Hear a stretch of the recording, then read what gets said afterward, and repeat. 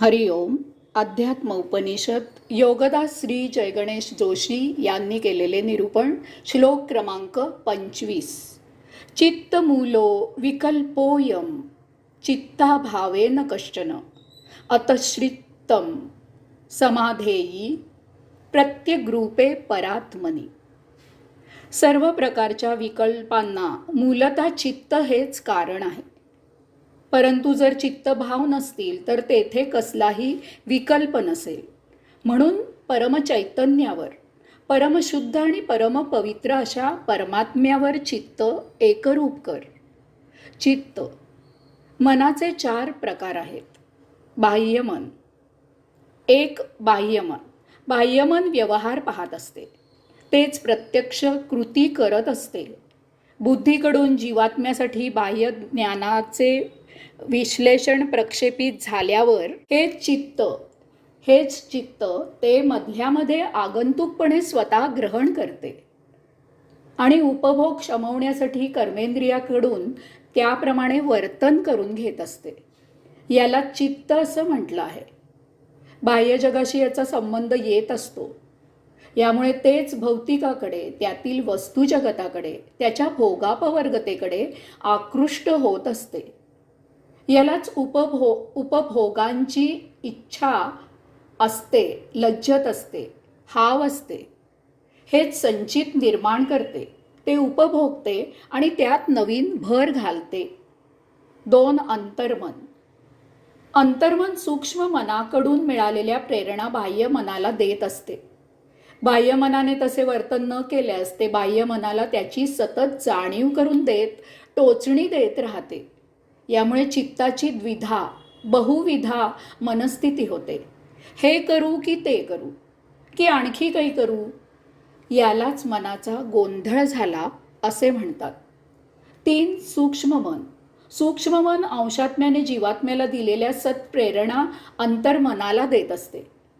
प्रतिक्षिप्त क्रिया अंशात्मा सूक्ष्म मनाकडून करवून घेतो. त्यावेळी तेथे अंशात्म्याकडून जीवात्मा, अंतर्मन, बाह्यमन यांना निष्प्रभ केले जाते. 4 अमन नमन. अमन नमन म्हणजे मन नष्ट होणे नव्हे, कारण मन कधीही नष्ट होत नाही. आपण जेव्हा मनातीत अवस्था प्राप्त करतो त्यावेळी मन क्षीणहीन दीन होते आणि शांत होऊन निष्प्रभ अवस्थेत संचितात पडून राहते. तेथे मनाच्या पहिल्या 3 अवस्था त्यात विलीन होतात. यास्तव त्याला अमन नमन असे म्हटले जाते. परंतु जर संधी मिळाली तर ते पुन्हा उभारी घेते आणि कार्यरत होते. अशा वेळी जर आपले संचित शिल्लक असेल तर त्याच्या पहिल्या 3 अवस्था पुन्हा उभारी घेतात आणि मग संचित उपभोगण्यासाठी आणि त्यात नवीन भर घालण्यासाठी कृती करते. जर संचित नष्ट झालेले असेल तर ते अमन नमन जीवात्म्याच्या आध्यात्मिक कार्याला साथ देते आणि शेवटी जीवात्म्यासह अंशात्म्यात विलीन होते. परंतु जर संचित शिल्लक असेल तर अमन नमन या संचितासह जीवात्म्याला झाकोळून घेते आणि देहाबाहेर होऊन त्याला ते संचित शमवण्यासाठी पुनर्जन्म घ्यायला भाग पाडते. विकल्प. विकल्प 3 प्रकारचे आहेत. 1 विकल्प. विकल्प म्हणजे कल्पनांवर कल्पना करणे. एक कल्पना करून भागत नाही, त्या कल्पनेवरून आणखी कल्पनांचे मजले बांधले जातात. मनुष्य तर प्राण्यांना मर्यादित बुद्धी असते. अन्न, संरक्षण, प्रजोत्पादन, आराम इतक्याच मर्यादित आयुष्याला पोषक अशा कल्पना ते करू शकतात. त्यांना स्मृती अत्यल्प असते, त्यामुळे ती कृती करून झाले की ते त्या कल्पना विसरून जातात. त्यांना या जगताचे जीवित राहण्यापुरतेच अत्यल्प ज्ञान असते. परंतु मानवाला अमर्याद बुद्धी आहे आणि यामुळे तो आत्यंतिक टोकापर्यंत कल्पना करू शकतो. त्याला अंत नाही. याला विकल्प असे म्हणतात. 2 विकृत कल्पना. मानव भौतिक वस्तुजगताकडे आकृष्ट होतो. त्यामुळे तो त्यांचा उपयोग फक्त देह जीवित ठेवण्यापुरताच न करता तो त्यातील उपभोगांच्या कच्छपी लागतो. भौतिक वस्तू जगताचा देहादी इंद्रियांच्या भोगापवर्गतेसाठी कमीत कमी वेळात जास्तीत जास्त उपभोग कसा घेता येईल यासाठी तो आपली कल्पकता वापरू लागतो. तसेच तो नवनवीन उपभोग शोधण्यासाठी आपली कल्पकता वापरतो. या अशा कल्पनांना विकृत कल्पना म्हणतात. 3 विशेष कल्पना. मानवदेह जीवित ठेवण्यासाठी आणि देह जीवित ठेवण्यापुरताच अत्यावश्यक अशा गोष्टींचा उपयोग करतो. इतर वेळी तो आत्मभान कसे येईल, आत्मज्ञान कसे प्राप्त होईल, आत्मानुभूती कशी मिळेल, सायुज्यमुक्त म्हणून जीवन कसे जगता येईल, भगवद्गीतेत भगवंत श्रींनी सांगितल्याप्रमाणे गीता तत्वांचा प्रचार आणि प्रसार कसा करता येईल इत्यादी साध्य करण्यासाठी आपली कल्पकता वापरतो. या अशा कल्पनांना विशेष कल्पना म्हणतात. चित्त आणि विकल्प. चित्त बुद्धीकडून जीवात्म्यासाठी प्रक्षेपित झालेले बाह्य ज्ञानाचे विश्लेषण ग्रहण करून परस्पर कर्मेंद्रियांकडून आचरण करवून घेत असते. यामुळे चित्ताला भौतिक भोगापवर्गतेच्या कल्पनांवर कल्पना सुचत असतात. हेच विकल्प करत असते, हेच मनमानी करत असते, हेच उपभोग निर्माण करत असते आणि त्यामुळे संचित निर्माण होते. याच्यामुळेच आपण पुनर्जन्माच्या फेऱ्यात अडकतो. चित्त भौतिक उपभोगांच्या प्रवृत्तीमुळे विकृत कल्पना करत असते. जितके संचित साठेल तितके चित्त खुश असते, कारण जितके पुनर्जन्म पक्के होतात आणि चित्त स्वतःच्या अस्तित्वासाठी चित्त स्वतःच्या अस्तित्वासाठी शाश्वत होते. चित्त म्हणजे काही एखादी वस्तू नाही, चित्त म्हणजे विचारांचा प्रवाह.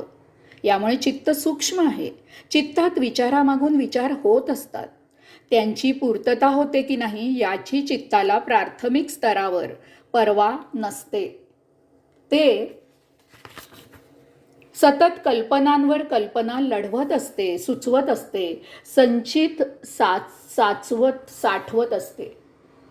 त्यावेळी त्या कल्पना प्रत्यक्ष आचरणात येण्याची शक्यता निर्माण झाली तर ते त्यावर त्वरित कृती करते आणि उपभोगाची ढेकर देते आणि ढेकर देऊन पूर्ण होईपर्यंत तोच किंवा एखादा नवीन उपभोग शमन कसा करायचा याचा बेत आखते. चित्त सतत विचारांच्या प्रवाहात वाहत असल्यामुळे ते सदा महाचंचल असते, लहरी असते, विचित्र असते. उपभोगांच्या शमनासाठी अधीरे असते. ते एकाच वेळी अनेक ठिकाणी प्रवाहित होत असल्यामुळे ते सहज जाणले जात नाही, किंबहुना ते जाणलेच जात नाही. तसेच चित्त सतत प्रवाहित होत असल्यामुळे ते स्थिरता जाणू शकत नाही आणि आपल्यात स्थिरता आणूही शकत नाही. यामुळे ते अध्यात्म, आत्मा, परमात्मा, मुक्ती जाणायला असमर्थ असते. याचबरोबर जे नको ते भौतिक जाणायला मात्र ते कुशाग्र असते, कारण भौतिक त्याच्यासारखे चंचल प्रवाहित असते. यामुळे चित्त सदा भौतिकाच्या कल्पना करत असते, विकृत विकल्प करत असते, आपल्याला संचितात गुरफटवून जन्ममरणाच्या फेऱ्यात अडकवते. चित्त भौतिकात रममाण होत असल्यामुळे त्याचे भौतिक विज्ञानाशी छान जमते, कारण भौतिक विज्ञान अस्थिर गोष्टींमधून अस्थिर संशोधन करत असते. त्यांची तत्वे काही काळासाठीच टिकणारी असतात. ती काळाबरोबर बदलतात आणि मग शास्त्रज्ञ नवीन शोध लावायला उद्युक्त होतात. त्यांनी शोधलेले वस्तुजगत अशाश्वत असते, टिकाऊ नसते, सतत परिणामित होणारे असते. हे असे सतत होत राहते. यामुळे चित्त खुश होते, कारण नित्य नवीन शोधांमुळे त्याला नित्य नवीन उपभोग घ्यायला नवीन वस्तुजगत निर्माण होत राहते. त्यांच्या उपभोगामधून उपभोग वाढत जातात. तसेच एकतर्फी विकल्पामधून अनेक प्रमादही घडतात. याचीही नोंद घ्यावी. चित्त स्थिर गोष्टीत रममाण होत नसल्यामुळे ते आत्मा परमात्मा यात रस घेऊ शकत नाही. आत्मा देहात स्थिर आहे, अबाधित आहे, शाश्वत आहे. चित्त नेहमी अध्यात्माला, सत्संगाला, ध्यान समाधीला विरोध करते, त्यात अडथळे आणते. ध्यानाला बसले असताना असंख्य विचारांचे मोहोळ उठवून देते. कारण मुक्ती म्हणजे चित्ताचा नाश असतो. योगाधिराज पातंजलींनी पहिल्या समाधी पादात 9वे सूत्र लिहिले आहे. शब्द ज्ञानानुपाती वस्तुशून्यो विकल्प. याचा सूत्रार्थ, समोर प्रत्यक्ष वस्तू नसताना केवळ शब्द ज्ञानामुळे केला जातो तो विकल्प होय. कोठे अरण्य असे नुसते वाचले की लगेच अरण्याचे चित्र डोळ्यासमोर आणायचे. कुणी वाघ असे म्हटले की वाघाची प्रतिमा डोळ्यासमोर आणायची.